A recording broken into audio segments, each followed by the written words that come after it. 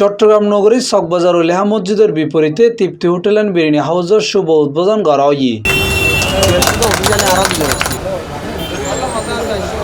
এপ্রিলের 20 তারিখ রবিবার ফিতে ও কেক কাটিয়ে এই তৃপ্তি হোটেল অ্যান্ড বিরিয়ানি হাউসের যাত্রা শুরু হয়। ব্যবসার মধ্যে বরকত রেখেছো, রাসূলুল্লাহ সাল্লাল্লাহু আলাইহি ওয়াসাল্লাম বলছেন ব্যবসার মধ্যে তুমি বরকত রেখেছো।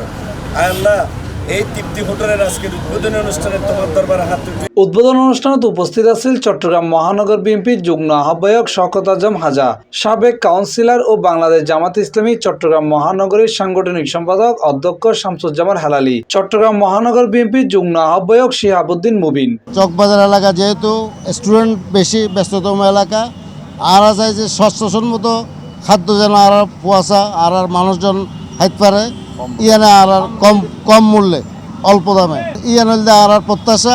তৃপ্তি হোটেলে এন হানাফিনে গরিবু জিয়ানি তারা নিজেরও বই রাখাইব এবং ফরে ভয় নফাইব।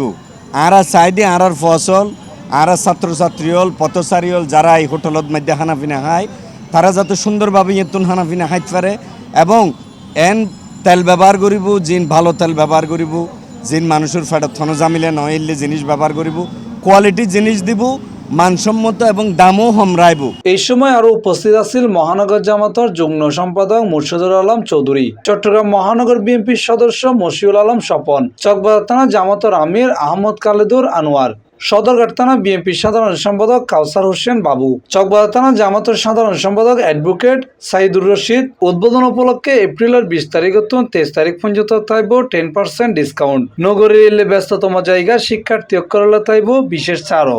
আমরা চট্টগ্রামে মানসম্মত খাবার দিবি, বিশেষ করে কাচ্চি বিরিয়ানি মেজবানি যে ইয়েটা রেসিপিটা ওটা থাকবে কেমন, এবং আরও যেসব মুখরোচক যেসব খাবারগুলো আছে এই খাবারগুলো আমরা সুলভ মূল্যে এবং মানসম্মতভাবে দেওয়ার চেষ্টা করবো ইনশাল্লাহ।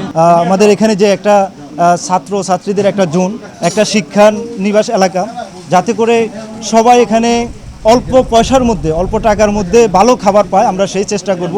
আমাদের খাবারের মান ইনশাল্লাহ সব ক্ষেত্রে ঠিক থাকবে। আপনারা সবাই এই প্রতিষ্ঠানে আমন্ত্রিত।